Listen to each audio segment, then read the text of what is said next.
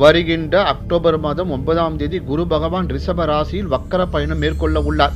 கிட்டத்தட்ட 4 மாதங்கள், அதாவது பிப்ரவரி மாதம் 4ஆம் தேதி வரை இந்த பயணம் நீடிக்கும்.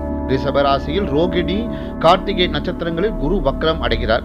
குரு பயிற்சி மற்றும் அதன் வக்கர பயிற்சி பொதுவாக பலவிதமான மாற்றங்களை பல ராசிக்காரர்களுக்கு ஏற்படுத்தும். குரு பகவானின் வக்கர பயிற்சி காரணமாக 12 ராசிக்கும் என்ன நடக்கும் என்று பார்க்கலாம்.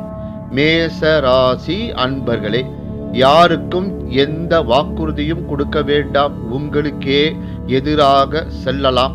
கோபம் அதிகரிக்கும். வாயை கொடுத்து மாட்ட வேண்டாம்.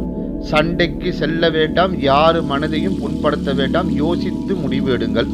மாணவர்களுக்கு படிப்பில் சுணக்கம் ஏற்படலாம். மன நலனில் பிரச்சனை ஏற்படலாம். உங்களுக்கு அதே சமயம் மனநலனில் பிரச்சனை வரலாம். ஆகவே இக்காலகட்டத்தில் மிகவும் கவனமாக செயல்பட வேண்டும். உங்களுக்கான பரிகாரங்கள்: